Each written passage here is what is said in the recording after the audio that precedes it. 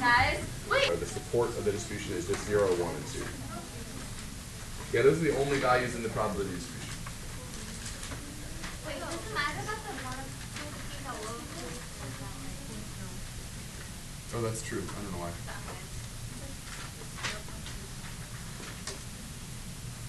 Wait, no, I'm lying.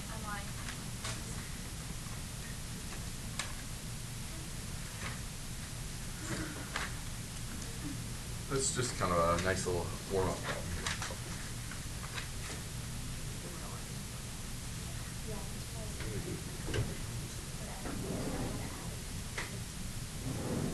Yeah, so we just haven't talked a lot about when we first opened this discussion about probability, we mentioned the random variables, and we talked about on the very first day distribution functions, and we just haven't. You go back to that and say a little more about that, and introduce one other important idea today too. So this is just kind of fun, and actually the reason I include this is that IB likes these problems. This problem that seems like it pops up. This kind of a problem. It's not hard. It's just you know, they like to do that. So did you figure out what alpha is? 1, 6. Good. Right.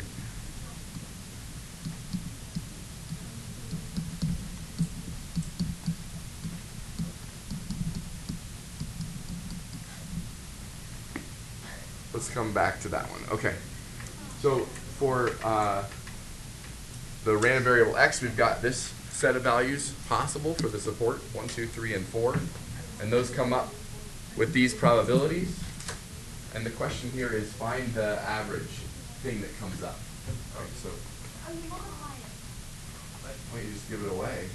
Oh, I remember this. We multiply. So this is akin to calculating your grade, right? If your grade, no one does this by hand anymore because you have that like app or whatever. Okay, but say you had to calculate your grade by hand. These were your grades, and these are the category weights, right? 10% for homework. How would you calculate your grade by hand? So I don't know. Maybe that's enough set. Do I need to say anything else, or can you do the calculation? How would you do it? You also maybe want to think about whatever calculation you make, why that makes sense and why that works. Yeah, for the thing on the previous page, how did you get A is 1/6 again? Why did you add all the A values? Like A just equal. Well, the probabilities. Also the probabilities for everything has to equal 1/6. Add A. Okay.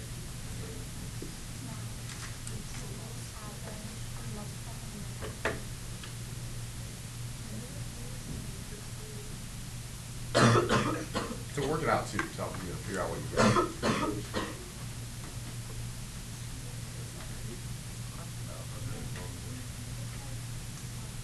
Oh, wait, 3 times 3 is not 6. Oh, alright, there you go. No, it was a very positive contribution. You're just excited, I can tell. You didn't give me a new joke. She kind of gave it a traffic jam one. All right, so tell me, go ahead. Someone want to say, I already heard people saying it, but how are you setting this up? And maybe you can also give me an explanation for why one does what you're doing. Maybe you can even remind me why that's how you calculate your grade. What's the form of the calculation? Go ahead, my favorite student, Dylan. Okay, there you go. Oh, you multiply the x by the probability of x happening, and then you add the multiplier. Yeah, I think I heard that murmur around the room. And so can someone other than Kaylin explain why that makes sense and why it works? Why does that make sense, or why does that work? Can you give an explanation? No. Miss Gaffney said it. That's why. Don't believe everything. Math class, question authority, you know? You never question that. You should say, can you prove that? Oh, I think it's true actually. You can put that in. Oh yeah, you probably have it. Yeah. Well, certainly in this particular case, you could maybe make a case that if you were to put some numbers to this, like say there were, well, I could say 10. Say there were 100 numbers here. How would you actually what percentage of them would be ones. We actually wrote the list out, 100 numbers, and they were in the most ideal form. That is exactly 1/10 of them were ones. What would you? How many of them would be ones then? You'd have like 10 ones, 22s, 33s, and 44s. And how would you actually compute the average of those numbers? Quickly, how would you do it? Like, besides adding them up and dividing 100. You do 10 times 1 plus 20 times 2, etc., all over 100, wouldn't you? So, and that's essentially what we're doing here too, isn't it? We're just multiplying each one by like the amount that it's happening. Right? And so we expect before. Let's pretend we didn't have these weights on here. We didn't have these probabilities. What's the average of 1, 2, 3, and 4? 2.5, yeah, unweighted. But we might call this like a weighted average or something, right? Of these numbers, weighted by these probabilities. And so we kind of already know that it's going to be something probably bigger than 2.5. And in fact, it comes out nicely in this one. It comes out to, what'd you say? There's 3. But I will use this opportunity to say that it doesn't have to come out to a nice number, right? Certainly, you know that even when you're calculating your grades, you can get, even if you have a whole bunch of integer grades, that the value you get for your grade point average, or whatever, doesn't have to be an integer. So what does it mean then? Is it meaningful? If you never get this value, if you can. I mean, the reason I say this is because sometimes you hear like someone says, you know, the classic example is, you know, the average number of kids in the household in the United States is like 1.5 or something. Well, that's actually a stat from 20 or 30 years ago, so I think it's less than 1 now. I think we're dying. But someone should look that up for us. What the 2010 census said, maybe. I don't know what it is. Let's say it's 1.5 still. I don't know. Does that mean you actually expect to see when you go to a house of 1.5 children? Of course not. And on no visit to any house that was surveyed will you see 1.5 children, right? So not true. You have no idea. Maybe someone. I mean, yeah. That's fair. That's fair. I think that most houses that won't be characteristic of. So in what sense is it average? What do we really mean by an average being 1.5 for children, say, in a household? What is really happening there? Why even communicate it if it's absolutely never true? I don't know. Maybe we should stop saying it. It's not useful. It's a lie. No, maybe it is useful still. What does it characterize? I mean, what does it mean? As you visit houses, you'll never see at one particular house 1.5 kids. True story. Yes.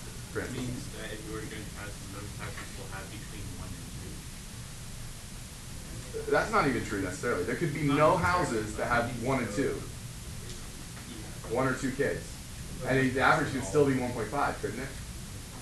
Right? Technically, yes. In fact, almost no one has the mean salary. I don't know, but no one has it because it lies way in between people who have normal salaries and people who have like way out there salaries. Yeah. If you went to 2 households, there'd be a total of 3 children. I mean, wait. Okay. Oh, Yeah. okay. I like that. That's I'm getting. I think we're getting closer. Yeah, Michael. Because it's different ways. Like there might be 4 kids in the household, but then you can take like the percent of people who have 4 kids, and then like you average them all together. Okay. Say your way. I was gonna say if you evenly distribute all the kids by all the houses, Including cutting some in half. Right. Sure. Yeah. Right. Yeah. You kind of squish them down. Okay. This is getting more and more morbid as we go. Brandon.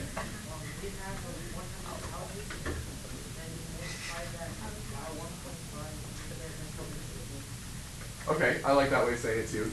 Yeah, the way I might say it too is like as we visit more and more houses, like we expect to see a long run average of 1.5, right? In the long run, we get 1.5 as an average. It approaches 1.5. This is called the law of large numbers. Okay, so Michael, that's unquotable.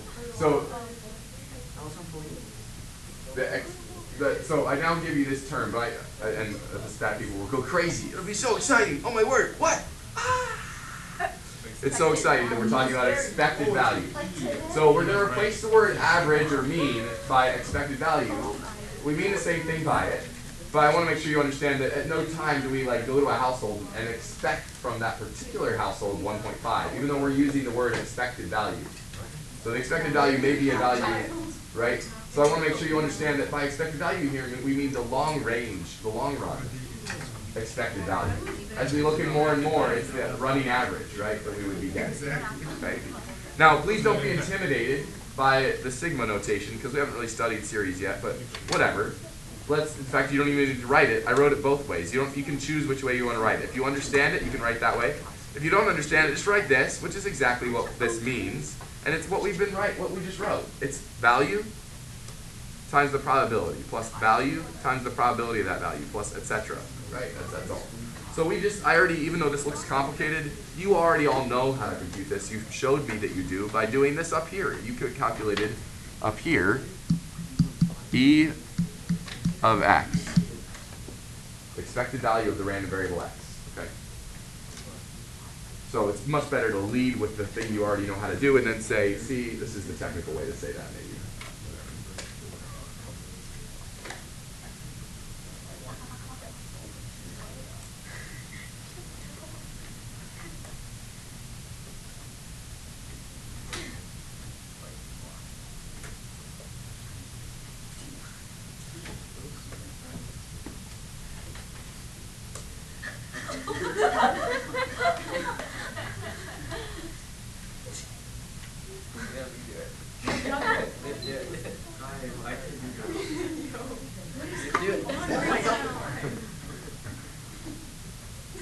One of those mass hysteria things.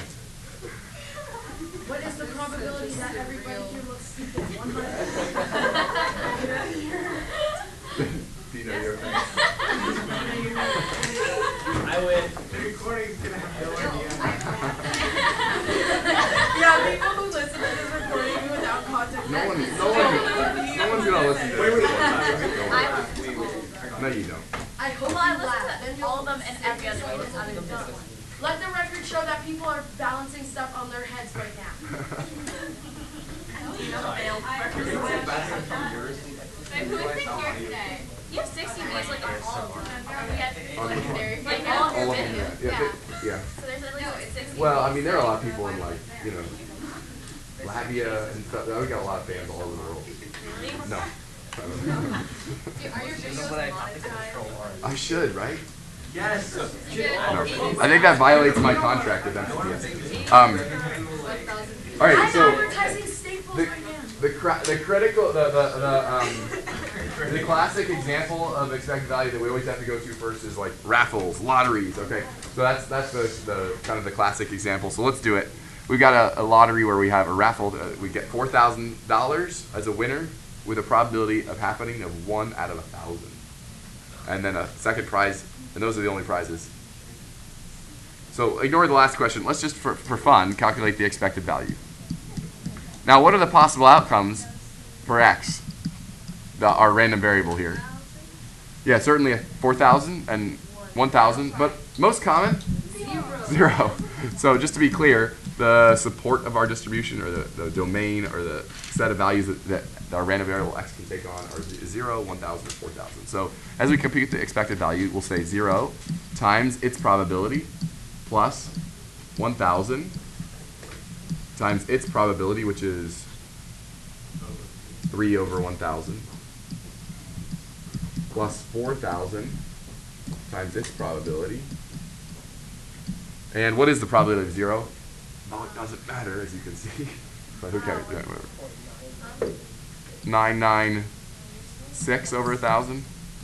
It doesn't matter though, right? Who cares? Because we're going to multiply by 0. So what do we get though? This is something easy enough to do that we can do without a calculator. 3, it hurts, plus 7. Okay, now let's return finally to the question that was actually asked. It was fun calculating the expected value, but now let's ask the actual question. What is a fair price to pay for a single ticket in this raffle? Oh, maybe that is the answer to this question, I hear you say. All right, why? Explain why that is in fact the answer. That's not just the expected value of this experiment, but it's also a fair, whatever that means, what to say, price for a ticket. Why is that a fair price for a ticket? It's average. Yeah, Fawn? So the people who organize the launch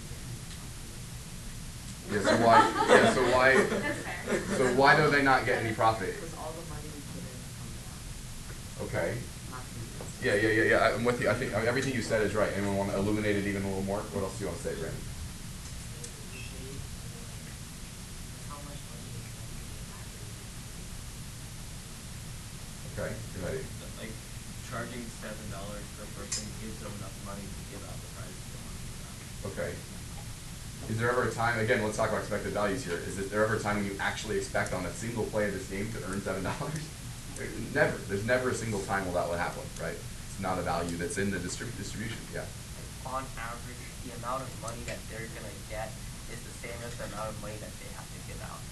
Okay, yeah, and so in some sense, this is what we mean by fair, is that neither side of this exchange benefits more, for the raffle people or the people who are buying the raffle ticket. Both in the end, if you play this, if we played this like every hour of our lives, all the time, in the long run, our expected winnings would be $7 per game, right? Most games we get nothing. Occasionally, very occasionally, we'd get a lot of money, and on average, per game, we'd be yielding about $7, and that they would have to charge that to cover their costs. Now, in reality, of course, no one runs a fair raffle, even though that was the question. What will they really charge? I don't know.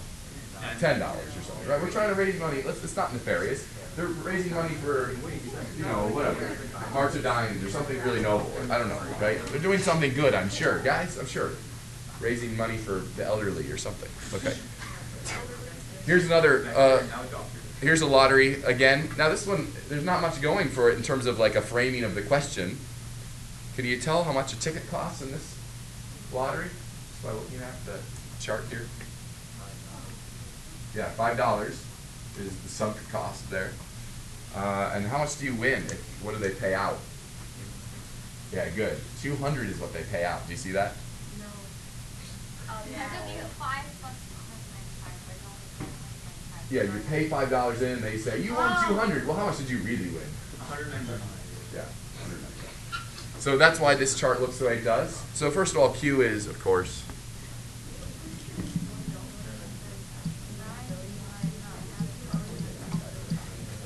good. All right, and then calculate, go ahead, calculate the expected value here. Now that you know everything you need to know, go ahead and calculate the expected value and come back to me with a number. What are your expected winnings in this auction? I'll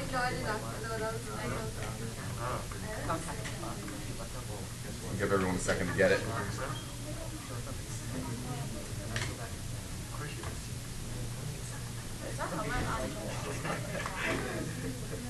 Yeah, you see, yeah. All right, did you get what Sri just told me? Negative 4.8, and by that we mean negative $4.80. So explain what's going on here. In the long run, we might start by saying you're losing. This is terrible. You're losing per game on the long run average. You're losing per game $4.80. Like, Don't gamble. let me just hand you a lighter and you just start burning your money. Okay, this is okay. This is like a terrible use of money. In fact, honestly, really, it's so. Let's speak morally for a minute. Like, one should not play the lottery, really, right? I don't know, unless you like losing money. Maybe that's entertainment. I don't know.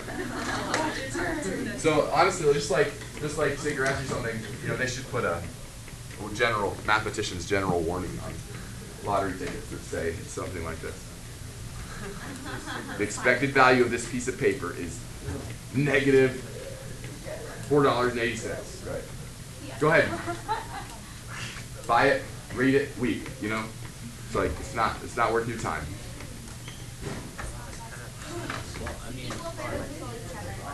Maybe it's for some noble purpose though. Remember.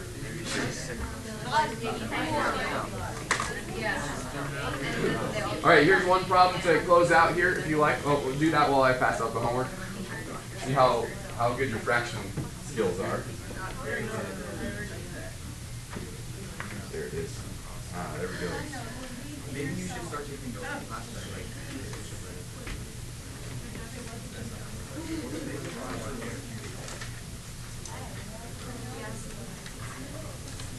Did anyone find that least common denominator yet?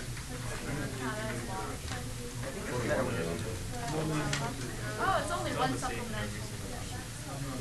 This is the homework. This is all it is, right there. It's 60, yes. I mean, 60 is not the answer, but 60 is the number. Yeah, the common denominator is 60. Oh wait, oh yeah.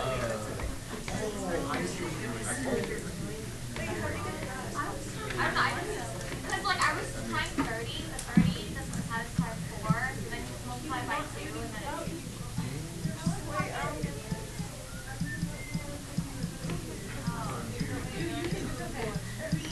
So we need this to be true, I guess.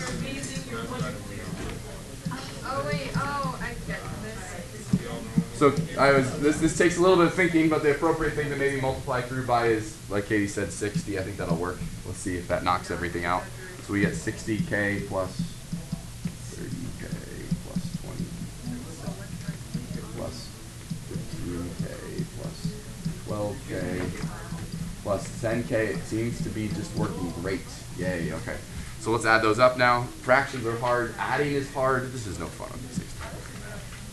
10, 125, 135, 147. Check me on that.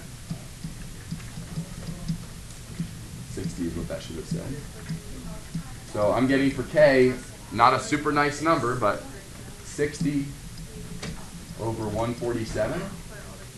So if we want it, we could go back to, and there's the answer to A.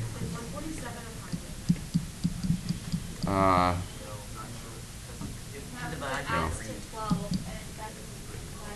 So if you want to go back and write our distribution without, so you could reduce it if you like, but actually I'd rather not, for reasons you'll soon see here in a minute.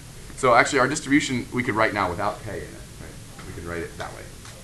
Yes, Nash? I'm just curious why we multiply by 60 on the first step. Katie, explain. oh, because 60 should be common denominator or at least have a most of all of those numbers, and so if you multiply like this, like that equation, then you'll get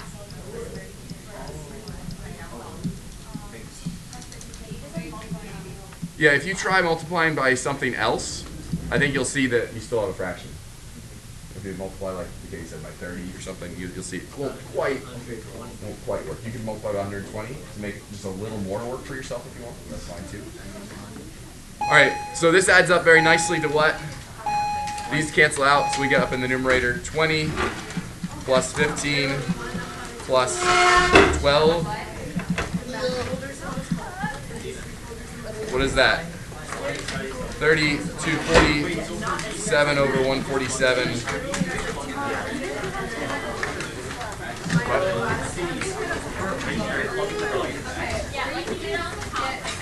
Oh, no one at your table? Anyone else not get the homework? Besides Dana's table? Okay. You guys.